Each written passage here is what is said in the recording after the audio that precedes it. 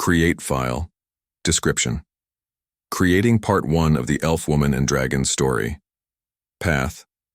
And user, data, outputs, Part 1.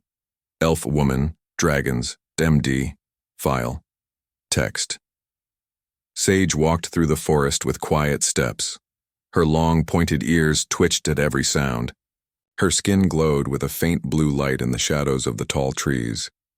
3 small dragons flew circles around her. The smallest one with scales like golden coins was named Pebble. The middle one with deep green scales was called Moss. The largest, with midnight blue scales, was known as Storm. They were the last of their kind. Just like Sage was the last of her kind. The elf woman had lived for over 300 years. She had seen the stars up close, traveled between worlds in great ships. Her homeworld was gone now, destroyed in a war with beings made of living metal. The few elves who survived scattered across the stars looking for new homes. Sage had found this planet by accident. Her ship damaged beyond repair, forcing her to land, but she had grown to love this world. Its deep forests and wide oceans reminded her of home. The only problem was the humans. They had come to this world 50 years ago. Their cities grew larger each year, cutting down forests to make room. Sage avoided them, staying deep in the woods with her dragons. But today something had changed. She felt it in the air, smelled it on the wind. Humans were nearby. Pebble, the golden dragon, chirped a warning. Sage stopped and listened. The sound of heavy boots on soft ground, people talking in low voices. She slipped behind a tree and watched a group of humans walk through her forest, 5 of them. They wore strange clothes with patches and carried long sticks. Sage knew these were weapons. The humans stopped, in a small clearing not far from her. "What was that noise?" asked one of the humans. "A woman with short brown hair. Probably just a bird," said another. "A tall man with dark skin." Sage held her breath. The dragons perched on her shoulders and stayed very still. The humans set up a camp. They put up small cloth houses and started a fire. Sage watched them all day. When night fell, she slipped away, moving deeper into the forest. Why are they here, she wondered. The dragons had no answer. They curled up beside her as she made her bed under the stars. The next morning, Sage decided to watch the humans again. She moved silently through the trees until she found them. They were walking through the forest, taking pictures of plants and animals with small devices. One of the humans, a woman with red hair, stopped near the tree where Sage hid. The woman looked up suddenly as if she sensed someone watching her. Sage did not move. The woman frowned, then walked away. For 3 days, Sage watched the humans. They seemed to be studying the forest, not destroying it. This confused her. On her world, humans had always been destructive, cutting trees, building cities, polluting rivers. These humans were different. On the 4th day, disaster struck Moss. The green dragon flew too close to the human camp. One of them saw him. The humans shouted, pointing at the sky. Sage called to Moss, but it was too late. A net flew through the air, catching the small dragon. He fell to the ground, trapped. The humans surrounded him. Sage had no choice. She stepped out of the trees, hands raised. "Please," she said, "do not hurt him." The humans turned, weapons raised. Their eyes grew wide at the sight of her. Her blue skin, pointed ears, and glowing eyes marked her as not human. The 2 other dragons hovered by her shoulders. "What are you?" asked one of the humans, a woman with glasses. "I am Sage, last daughter of the elder trees, last of the star elves. These are my friends." She pointed to the dragons. "Please release Moss." The humans looked at each other, in shock. Then the woman with glasses slowly put down her weapon. She approached the trapped dragon and carefully removed the net. Moss flew immediately to Sage, landing on her shoulder. "My name is Linda," said the woman with glasses. "These are my friends. We are scientists. We study life on different planets. We mean no harm." Sage did not fully trust these words, but she saw no lies in the humans' eyes. "Why are you here?" asked Linda. "My ship crashed," said Sage. "I cannot leave." The humans talked among themselves. Then Linda spoke again. Would you come to our camp? We have food. We can talk. Sage hesitated, but curiosity won over fear. She followed them. The dragons stayed close, watching the humans with bright eyes. The human camp was simple, of fire circle tents and boxes of equipment. The humans offered Sage food, strange dried things, and sweet water. She ate carefully. The dragon sniffed at the offerings, taking small bites. Linda asked many questions. Where did Sage come from? How old was she? What were the dragons? She answered some questions but kept many secrets. The humans seemed friendly, but Sage remembered the stories of human tricks as night fell. Linda showed Sage pictures on a small screen, images of other worlds, strange creatures and plants. Then Linda showed her something that made Sage gasp, a picture of elves people who looked like her, but different. Their skin was green, not blue. Their ears shorter. There are others like you said, Linda. On a planet 20, light years from here, we call them the forest people. They call themselves the Alara. Sage felt her heart beat faster. Others like her. Not exactly her people, but similar. Maybe related from ancient times, when elves traveled the stars freely. Can you take me there? She asked Linda. Looked sad. Our ship is small. She said we cannot take passengers, but we can send a message. When our mission is complete in 3 months, a larger ship will come. They could take you. Hope bloomed in Sage's heart. For the first time in many years, she allowed herself to think of a future with others, a place to belong. That night, Sage did not return to her forest home. She stayed at the edge of the human camp thinking. The dragons curled around her, providing warmth. One human, Linda, sat nearby. Why? Do you help me? Asked. Sage Linda smiled. Because that's what humans do, she said. Or what we should do. Help others learn, grow. She looked at the stars. That is why we travel between worlds. Not to conquer, but to understand. Sage had never met a human like this. The humans of her world had been cruel, caring only for themselves. But perhaps humans, like all people, could change, could learn, could grow better. The next morning, Sage made a decision. She would trust these humans. She would show them her home, in the forest. The places where the sweetest fruits grew, the clearest water flowed. She would learn from them about the Alari, the green elves who might become her new family.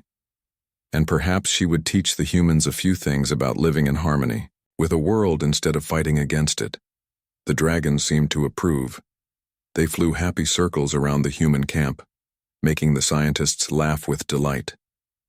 As the sun rose higher, Sage felt something she had not felt in a very long time. Hope. The future held possibilities again, and it had taken humans of all people to show her that perhaps the old stories were wrong, perhaps even ancient enemies could become friends. Create file, description, path, file text.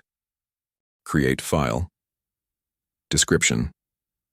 Creating part 2 of the Elf Woman and Dragon story. Path. MNT, user data, outputs, part 2. Elf Woman, dragons.md. File. Text. The days passed quickly as Sage showed the human scientists her forest home. The scientists wrote notes and took pictures of everything. The dragons grew comfortable around the humans, often perching on their shoulders or heads. Linda became Sage's closest human friend. They spent hours talking about their different worlds. One day, while walking by a stream, Linda asked Sage a question that had been on her mind. How did you get the dragons? Sage smiled at the memory. I did not get them, she said. They got me. She told Linda the story. On her homeworld before the war, dragons had been wild creatures, living in the mountains. The elves respected them, kept their distance, but when the metal beings attacked the dragons, fought alongside the elves, some bond formed between them. When Sage escaped in the last ship, 3 dragon eggs went with her. They hatched in space, the young dragons imprinting on Sage as their mother. They are the last, she said, stroking Pebble's golden scales. Like me, Linda nodded, understanding loss. The human woman had shared her own story. Her planet Earth was overcrowded, its resources nearly gone. Humans spread to the stars not from choice but necessity. That afternoon, as they returned to camp, they found the other scientists excited. "We received a message from command," said Kate, a scientist with short black hair. "They are sending a ship earlier than planned. It will be here in 3 weeks." Sage felt both excitement and fear. The ship would take her to the Alari, the Green Elves, but it meant leaving this forest that had become her second home. That night, strange lights appeared in the sky. Bright flashes like lightning, but there were no clouds. Storm the blue dragon grew restless, flying in circles, screeching warnings. The other dragons joined their voices, creating a frightening chorus. "What's wrong?" asked Linda Sage. Felt cold fear in her stomach. "They are here," she whispered. "The metal ones." The scientists did not understand, but they grew quiet, watching the sky. As darkness fell completely, they saw it, a ship descending. Not a human ship. This one was smooth like liquid metal with no visible joints or seams. It landed in the forest, perhaps 2 miles away. "We should check it out," said Kate, grabbing equipment. "No," Sage grabbed the woman's arm. "We must hide the metal ones. They destroyed my world. They will destroy yours," the scientists argued, but Sage convinced them of the danger. They packed quickly, taking only what they could carry. Sage led them deeper into the forest to a cave hidden behind a waterfall. The dragons flew overhead, keeping watch. Inside the cave, Sage built a small fire. The scientists huddled around it. Linda sat beside Sage. "What do they want?" she asked. "Everything," said Sage. "They consume worlds, take all resources, leave nothing alive. They are machines, but alive somehow. Always hungry, always growing." The night passed slowly. Sage took turns with the scientists, keeping watch. At dawn, Storm returned with news. The blue dragon made urgent sounds that only Sage understood. "They are searching," she told the humans, "moving through the forest in groups. We need to contact our people," said Kate. "Our ship has weapons, but your ship is near the human city," said Sage. "The metal ones will find it, find your city. All will be destroyed." "What can we do?" then asked Linda. Run, said Sage. "Hide. Wait for your rescue." Ship. Kate shook her head. "No," she said firmly. "We fight. We warn." Earth Sage had never considered fighting. The metal ones were too powerful. But looking at the determined faces of the humans, she wondered, had her people given up too easily? That day they made plans. The scientists had communication devices, small weapons for protection and knowledge of the land around the human city. Sage had her dragons and magic. Yes, real magic. The power of life that flowed through elf blood. They decided Kate and 2 other scientists would go to the human city to warn them. Sage, Linda, and 1 scientist named Paul would track the metal ones, learn their numbers and plans. Sage kissed each dragon, giving them instructions. Pebble would go with Kate, providing protection. Moss would scout ahead of Sage and her group. Storm would watch from above. They separated at midday, each group moving in different directions. Sage led her small group through hidden paths. The forest had many secrets known only to her. After hours of careful movement, they found the first signs of the metal ones. Strange burns on trees, broken branches, metal dust on the ground. Linda collected samples in small containers. "They need to know what they face," she explained. As evening approached, they caught their first glimpse of the enemy, a metal being walked through a clearing, its body shifting shape as it moved, sometimes looking like a 4-legged animal, sometimes like a 2-legged person. Its surface reflected the forest around it, making it hard to see. It stopped suddenly, head turning. "It senses us," whispered Sage. They froze, not daring to breathe. The metal being made a sound like gears turning. Then it continued on its path, moving away from them. "We must follow it," said Sage. They tracked the metal being, keeping their distance. It led them to a larger group. 5 metal beings gathered around their ship. The vessel looked smaller now, pieces of it missing. "They are building more," said Sage. They use their ship to make more of themselves. Linda took pictures with a small device Paul wrote in a notebook. Storm circled high above watching. As darkness fell, the metal beings began to glow with internal light. Their movements became more active. They work better at night, said Sage. We should go as. They turned to leave. Paul stepped on a branch.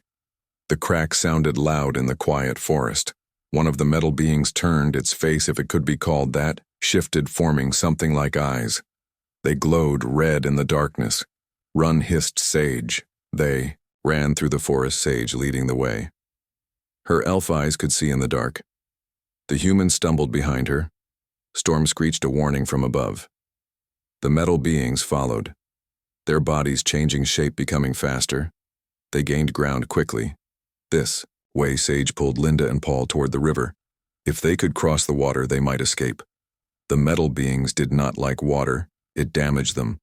They reached the river edge. The water rushed fast and cold. Linda looked afraid. I can't swim, she said. No, time to argue. Sage grabbed both humans, one in each arm, and jumped, her elf strength carrying them across the rushing water. They landed hard on the other side. Paul cried out in pain. His leg twisted beneath him. The metal beings reached the river edge. They stopped, their bodies shifting as if considering. Then one stepped into the water. Sparks flew from its body, but it continued. Another followed. They are changing, learning, said Sage. We must keep moving. Paul could not walk. Linda and Sage helped him together. Storm flew ahead, leading them toward the cave behind the waterfall. Their only safe place now. Their only hope was to hide until the rescue ship came. But would it be soon enough? And what of Kate and the others? Had they reached the human city? Were they safe as the first light of dawn touched the trees? Sage heard a new sound, the buzz of human flying machines coming from the city. 3 small aircraft moved through the sky toward the metal ship. Kate had succeeded. The humans were fighting back. But Sage feared it would not be enough. The metal ones were too strong, too many. Had she led doom to this world too? Just as her people had fallen, would the humans fall? Linda seemed to read her thoughts. This is not your fault. She said, we will survive. Together. Sage looked at the human woman, saw the determination in her eyes. The dragon circled overhead, calling to her, reminding her she was not alone. Not the last. Not anymore. She straightened her shoulders. They would fight. They would survive. They had to create file description path, file text. Create file. Description. Creating part 3 of the Elf Woman and Dragon story. Path. MNT user data. Outputs. Part 3 os. Elf Woman. Dragons.md. File. Text. The human aircraft fired weapons at the metal ship. Explosions lit up the morning sky. Sage, Linda and Paul watched from their hiding place. The metal beings scattered, some damaged by the attack. But the ship remained intact, its surface rippling like water, absorbing the damage. More aircraft arrived, larger ones with more weapons. The battle grew intense. Sage worried for Pebble, the small golden dragon who had gone with Kate. Was the dragon safe? Had Kate protected her? We should move, said Linda. The cave is still our best option. They helped Paul to his feet, his ankles swollen and painful, but not broken. They moved slowly through the forest, staying under the cover of trees, away from the battle. Storm flew above them, keeping watch. Moss had not returned. Sage tried not to fear the worst as they walked. Linda used her communication device, trying to reach Kate. There was no answer, only static. The metal beings must be blocking signals, said Paul, his face pale with pain. They reached the waterfall by midday. The roar of the falling water would hide any sounds they made. The cave behind, a dark and cool, offered safety. Sage helped Paul inside, then gathered wood for a small fire. Linda treated Paul's injured ankle, wrapping it tightly with cloth from her pack. What now? Asked Paul when they were settled. We wait, said Sage. The rescue ship comes in 3 weeks. The humans fight the metal ones, perhaps they win. Paul looked doubtful. "They destroyed your world," he said. "Why would they fail here?" Sage had no answer. She stared into the small fire, thinking of her lost home, her lost people. Linda put a hand on her shoulder. "We have something your people didn't," she said. "We have you, we have the dragons, we have warning."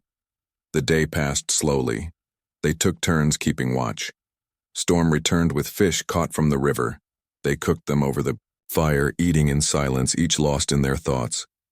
As night fell, they heard a familiar chirp. Moss the green dragon had returned. He landed on Sage's arm, tired but unharmed. She stroked his scales, tears in her eyes. "Where have you been?" she asked, knowing. He could not answer with words but feeling his emotions. The dragon projected images into her mind. Humans, fighting, metal beings, the city burning, people fleeing, ships lifting off. "They are evacuating," said Sage. "The humans leave the planet." "Good," said Paul. "They should run." "No," said Linda, her voice firm. "They are gathering forces. The main settlement has defenses, weapons. They will fight." Sage was not sure who was right. She had seen the metal ones destroy her world. Nothing had stopped them. But the determination in Linda's eyes made her want to believe that night. As Paul and Linda slept, Sage sat at the cave entrance watching the stars. Storm and Moss curled beside her. She thought of Pebble, wondering where the small dragon was, if she was safe. Then she saw it. A golden flash in the darkness. Pebble flew toward her, landing in her arms, chirping excitedly. Behind the dragon came a figure. A human. Kate entered the cave, her clothes torn and dirty. Her face had cuts and bruises, but her eyes were bright with excitement. "We found a way," she said, waking Linda and Paul. "We can stop them." She explained that the human scientists had studied the samples Linda had collected. They discovered the metal beings had a weakness their bodies contained, a specific element that reacted strongly to a common mineral found on this planet. When combined, they created a reaction that disrupted the metal beings' ability to reshape themselves. "The human military is creating weapons using this mineral," said Kate, "but they need time. The metal beings are attacking the city. We need to slow them down." "How?" asked Linda. Kate looked at Sage. "The dragons," she said. "They can carry the mineral, drop it on the metal beings." From above, Sage felt fear grip her heart. The dragons were the last of their kind, her only family. She could not risk them. "There is no other way," said Kate. "The city will fall without help." Sage looked at her dragons. Storm wise and brave, Moss clever and quick, Pebble small but fearless. They had survived the destruction of one world. They had crossed the stars with her. They were not just pets, they were warriors. "I will not send them," she said. "I will go with them." The humans argued, but Sage was firm. The dragons would not fly alone. She would guide them, protect them. They spent the rest of the night making preparations. Kate had brought bags of the mineral crushed into powder. The dragons would carry them in special containers, dropping them on the metal beings Sage would ride. Storm, the largest dragon, directing the attack at dawn. They stood at the cave entrance, ready. Linda hugged Sage tight. "Come back," she whispered. Sage nodded, not trusting herself to speak. She mounted Storm, the blue dragon strong enough to carry her. Moss and Pebble each took a container of the mineral powder. They flew toward the human city, toward the battle. From the air, Sage could see the destruction. The metal beings moved through the city like a silver flood. Buildings burned. People ran. The human aircraft fought bravely, but they were too few. The metal ship still stood at the forest edge, parts of it constantly breaking off, forming new metal beings. Sage directed the dragons to fly over the largest group of metal beings. Storm screeched a battle cry. The three dragons dove together. Sage held tight to Storm's scales. The wind rushed past her. They released the mineral powder. A cloud of dust fell on the metal beings below. The effect was immediate. The metal beings stopped moving. Their bodies froze in strange shapes, then they began to melt. collapsing into puddles of liquid metal.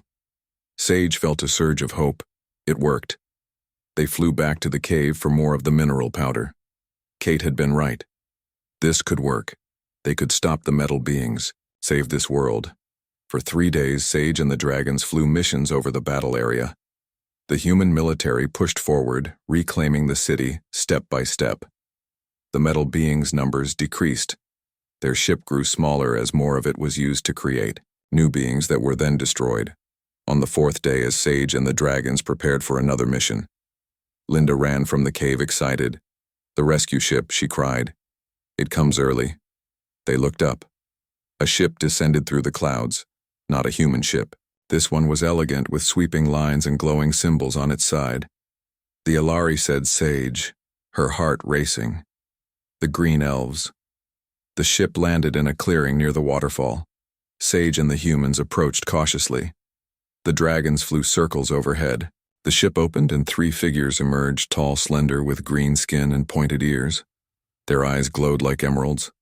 They wore robes of living plants. Sage stepped forward, bowing in the traditional manner of her people. She spoke in the old language, greeting them. The green elves responded in the same language, their voices musical. "They have been searching for survivors of her people," said Sage to the humans. "They detected her ship's crash. They came to help." One of the Alari stepped forward. He was taller than the others, his robes more elaborate. He spoke to Sage at length, then turned to the humans. "He thanks you," said Sage. "He says the Alari have fought the metal ones before. They have stronger weapons. They will help defend this world." Kate smiled with relief. "That is good news," she said. "We need all the help we can get." The Alari leader spoke again. Sage translating. "They will take me to their world after the battle. They say I am welcome there. They say the dragons." 2. Linda looked sad but tried to smile. "You will have a home," she said. "A people." Sage looked at her human friends, these strange beings who had shown her kindness, who had fought alongside her, who had given her hope. "I have a people," she said. "These dragons, these humans. You." She turned to the Alari leader and spoke in the old language. He listened, then nodded. "What did you say?" asked Linda. "I told him I will visit the Alari world, learn their ways. But this planet is my home now. These humans are my people. I will stay." Linda hugged her tight. Kate laughed with joy. Paul clapped his hands. The dragons chirped happily, circling them all.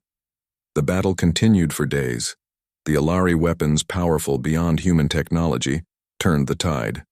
The metal beings retreated, their ship finally destroyed. The threat was not gone. Not completely. The metal ones had ships throughout the stars. But this world was safe for now in the aftermath. Sage stood with Linda watching the human city being rebuilt. The dragons played in the sky above them. The Alari ships remained in orbit, guarding against any return of the metal beings. "I was the last," she said, "the last of my kind. Now I am the first of a new kind." Linda took her hand. The dragons, the humans, the Alari, a new family, a new beginning above. Them the dragons called, singing to the sky. Their voices joined together in harmony. No longer the last of their kind. No longer alone. Create, file, description, path, file, text. Create file, description. Creating Part 4 of the Elf Woman and Dragons story. Path, MNT, user data, outputs, Part 4, Elf Woman, Dragons, MD. File, text. 1 year passed since the battle with the metal beings. The human city grew stronger, rebuilt. With help from the Alari technology, Sage lived at the edge of the forest in a home that mixed elf design with human comforts. The dragons had a special tower where they could perch and watch over the land Linda visited, often bringing news from the city and the stars. The Alari ships patrolled the system, keeping watch for any return of the metal beings. Some Alari stayed on the planet working with human scientists, sharing knowledge, teaching magic. Many humans had traveled to the Alari homeworld, learning their ways, creating bonds between the two species. Sage spent her days teaching young humans about the forest, about living in harmony with nature. The dragons helped children who had been hurt in the battle, healing their bodies and spirits. With dragon magic, the world was healing, but Sage felt restless. Something called to her from the stars, one evening as she sat outside her home watching the sunset. Storm. The blue dragon landed beside her. The largest of her companions nudged her shoulder. She stroked his scales, feeling his thoughts. The dragon, too, felt the calling. Linda arrived carrying a basket of fruits from the city gardens. She sat beside Sage, noticing her distant expression. "What's wrong?" she asked. Sage sighed. "There are others," she said. "More of my people, more dragons out there." She pointed to the stars, lost, afraid, hiding. "I feel them calling." Linda nodded, understanding. "I thought you might say that," she said. The Alari captain mentioned the same thing. Their sensors have detected signals, unusual energy patterns from distant systems. They believe they might be from your people. Hope bloomed in Sage's heart. She had thought she was the last, the very last. Now maybe her people might still exist somewhere among the stars. "I must find them," she said. Linda took her hand. "I know," she said. "We have been preparing." She reached into her pocket and pulled out a small device. The screen showed images of a ship. Not an Alari vessel, not human. This one was different, sleek with sections clearly designed for dragons. "What is this?" asked Sage. "Your ship," said Linda. "The humans and Alari built it together.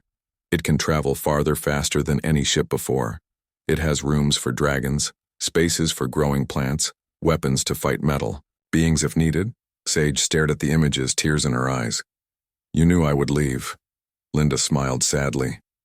"Yes," she said. "But I also knew you would come back. This is your home now. But those lost people, they are your family. You must find them." The next days were busy with preparations. The ship named Star Dragon was moved to the landing area near Sage's home. Supplies were loaded: food, water, medicines, tools. The Alari provided star maps and special crystals that would help Sage sense others of her kind. The humans gave her communication devices, weapons, and seeds from Earth plants. Kate, now the leader of the human settlement, visited, bringing gifts for the journey. Books, music, and pictures of Earth, the human homeworld. "You are our ambassador," she told Sage. "Show them the best of humanity." Paul came too. His leg still scarred from the battle. He brought toys for the dragons and a journal for Sage. Write everything, he said. "So when you return, you can tell us all about your adventures." The night before departure, Linda stayed with Sage. They sat under the stars, watching the dragons fly in the moonlight. "I will miss you," said Linda. Sage took her hand. "I will return," she promised. "This world is my home now. You are my family. But I must find the others. They deserve to know they are not alone." When dawn came, the ship was ready. The dragons, excited, flew around it, inspecting every part. Sage said her goodbyes. The Alari blessed her journey in their ancient language. The humans gathered to watch, many with tears in their eyes. Linda stood closest to the ship, her face brave but sad. Sage boarded the Star Dragon. The inside felt like home already. Plants grew in special containers. Light filtered through crystal windows. The control room responded to her thoughts. The ship was part machine, part living thing. The dragons settled into their spaces, chirping happily. The ship rose smoothly into the sky. The human city grew smaller below. Sage watched through the viewing screen as her new home vanished behind clouds. Then stars surrounded her. The journey began. For many months, the Star Dragon traveled through space, following energy signals that might lead to survivors. Sage learned to use the ship systems. The dragons grew stronger in the zero-gravity chambers, practicing flying in new ways. They visited planets along the way, some dead and empty, some with simple life forms, none with intelligent beings. Then one day, as they passed a small red star, the sensors detected something. A signal, weak but clear, a pattern. Sage recognized. a call for help in the old language of her people. She directed the ship toward the signal. It came from a small moon orbiting a gas giant. The moon was mostly ice with a thin atmosphere, but deep beneath the surface, the sensors showed a structure metal and stone. A shelter sage landed the ship on the icy surface. The dragon stayed inside, protected from the harsh cold. She wore a special suit designed by the Alari, allowing her to breathe in the thin air. Dia walked across the ice following the signal. A dark opening appeared in the ground, a tunnel leading down. She entered carefully, lights from her suit illuminating the way. The tunnel was clearly made, not natural. The walls smooth with symbols carved into them. Symbols she recognized. Words of protection, blessing, names of the old gods. The tunnel descended deep into the moon, ending at a large metal door. Sage placed her hand on a panel beside the door. The metal warmed despite the cold around it. The door recognized her touch, sliding open with a hiss of air. She stepped through into warmth and light. The room beyond was large, filled with plants and flowing water. The air smelled of flowers and spices.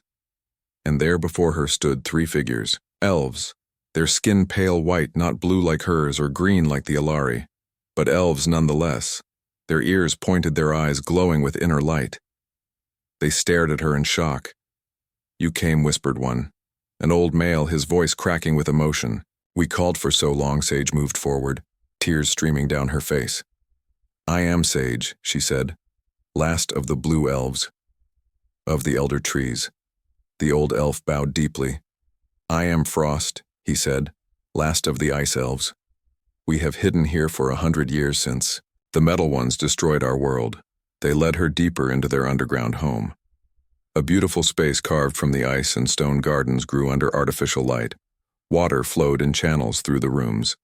Sage told them her story, the fall of her world, her escape with the dragon eggs, her crash on the human world, the battle with the metal ones, the alliance with humans and Alari. They listened with wonder and hope. The ice elves had believed they were alone, the very last they had sent their signal for decades, never expecting an answer. They showed Sage their home, their technology, their magic, different from hers but familiar too. They were 30 in total, the survivors of a once great civilization, and we are not alone, said Frost. Others escaped. We received signals over the years from distant stars before we lost our deep space equipment.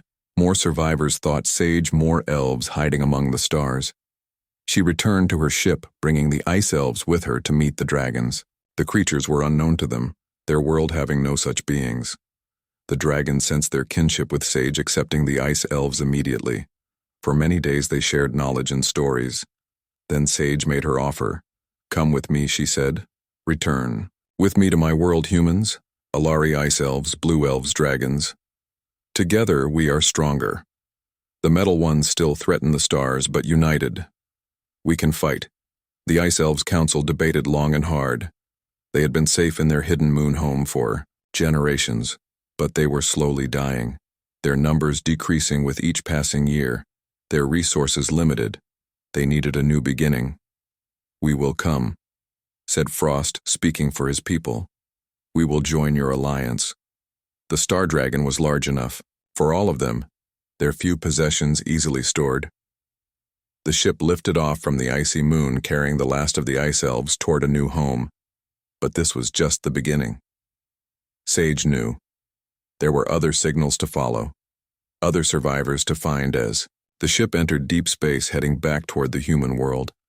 Sage sent a message to Linda. "We found them, first of many coming home soon, but the journey continues." She looked at the star maps, the signals from distant systems, the possible locations of more survivors. The dragons curled around her, sensing her thoughts. The ice elves worked beside her, learning the ship systems.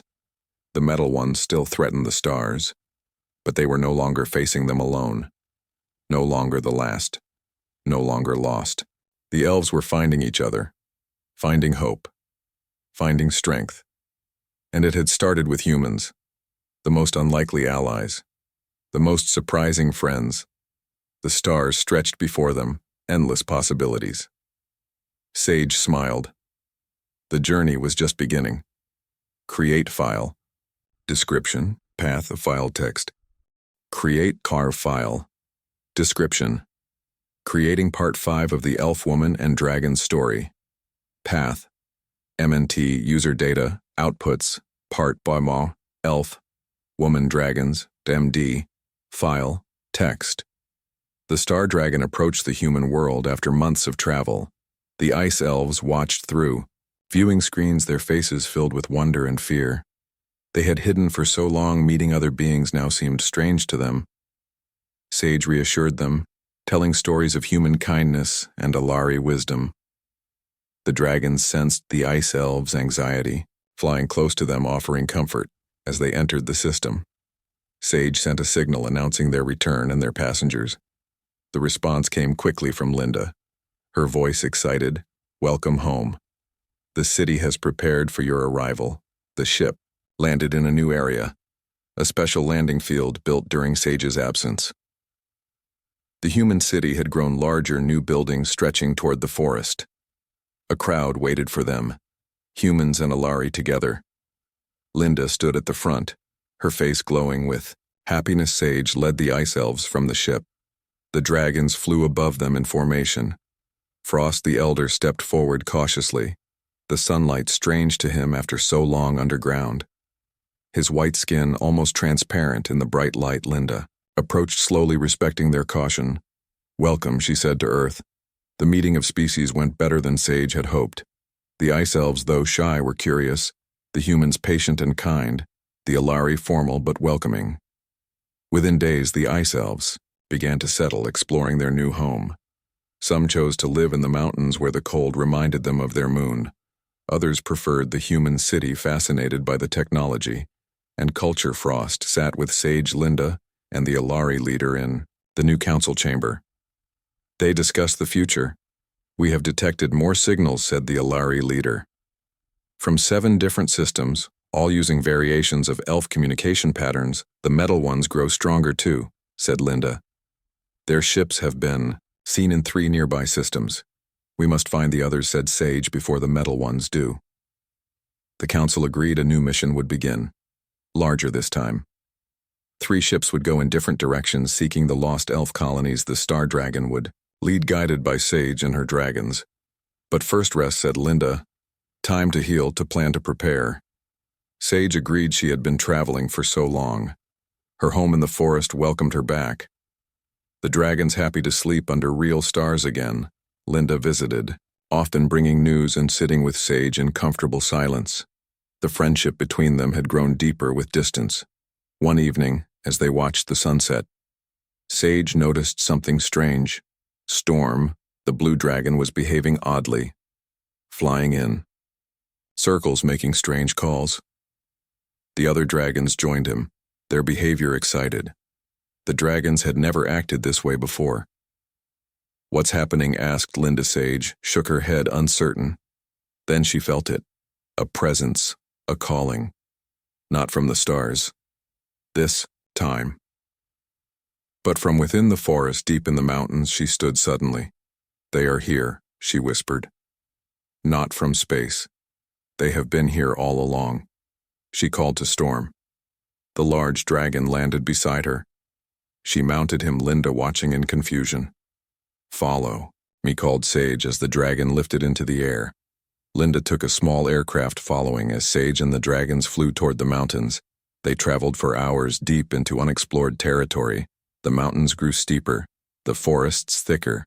Finally, the dragons descended into a valley hidden between tall peaks, and there in the valley stood structures, ancient stone buildings covered in vines, trees growing through roofs, abandoned but once clearly a settlement. Sage landed, Storm walking slowly. Through the ruins, the dragons flew ahead, excited, calling to something. Linda landed her aircraft, joining Sage. They explored together. The buildings were clearly elf design, the stone carved with symbols like those on Sage's homeworld, but different, older.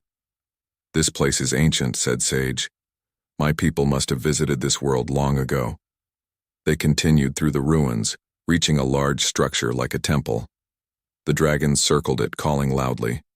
Then from the temple emerged figures, small, with scaled bodies and wings, dragons, but not like Sage's companions. These were larger, wilder.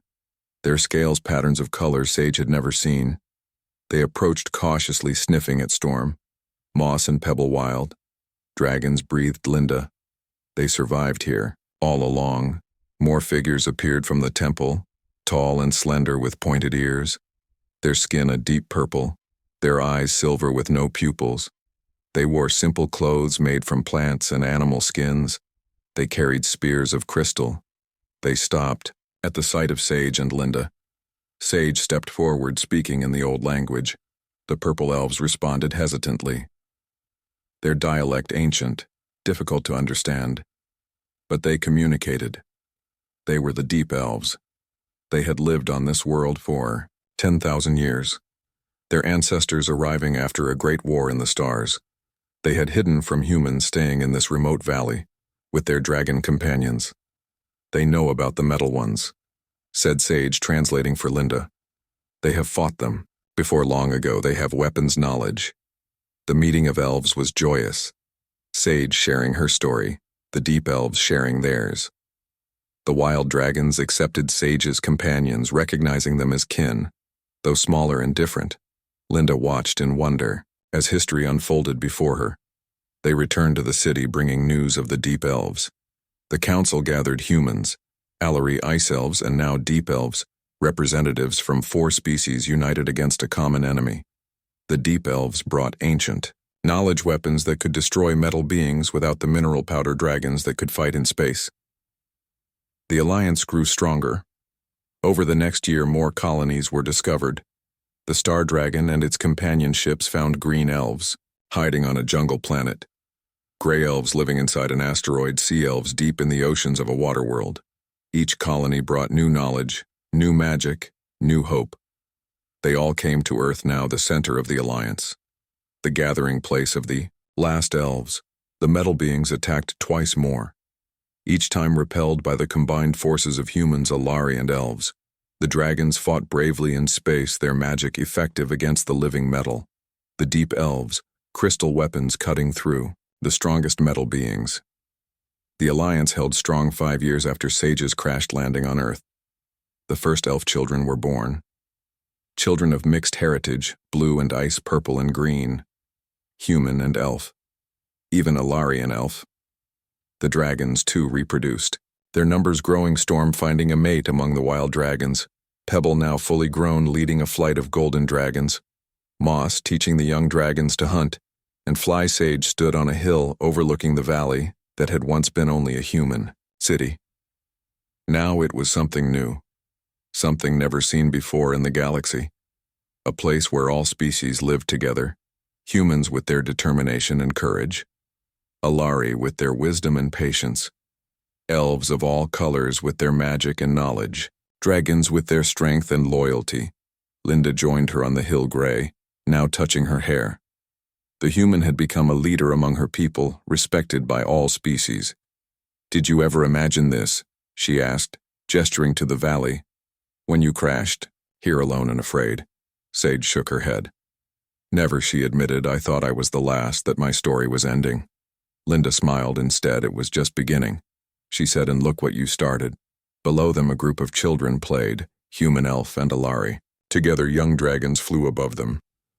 The children showed no fear of the creatures that had once been considered monsters. The dragons protected the children, as if they were their own. The metal beings still existed somewhere in the stars. The war was not over, but they no longer faced a scattered, defenseless galaxy. Now they faced unity, strength, purpose. Sage felt a familiar presence. Storm landed beside her, the blue dragon much larger now, his scales shimmering with magic. The dragon projected an image into her mind, a ship traveling through stars, new worlds to explore, new people to find. Soon, she promised him, patting his scales. The journey continues. Linda understood without words. "You are leaving again." "Not leaving," said Sage. "Exploring. There are still signals out there, still lost ones to find, but I will always return. This is home now." The human nodded. "This time I come with you," she said. "The council has agreed. I will represent." Earth Sage smiled, feeling joy beyond words. Once she had been alone, the very last of her kind. Now she had family of many kinds, friends, allies, companions, a purpose greater than survival. The dragons called from above. Storm lifted his head, answering. The sound echoed across the valley. Other dragons joining the chorus, a song of hope, of future, of promise. The stars awaited them. Not empty and cold as Sage had once feared, but full of possibility. New worlds to discover, new friends to make, a galaxy to heal, to unite, to protect. The last had become the first, the end had become the beginning.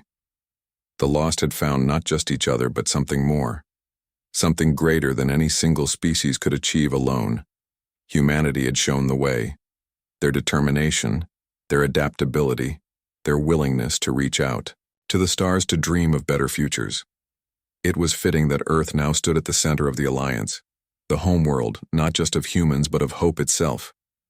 Sage and Linda walked down the hill toward the city, toward their future. The dragons flew. Above them, guardians of a new age, a new beginning for all. Create file description, path, file text,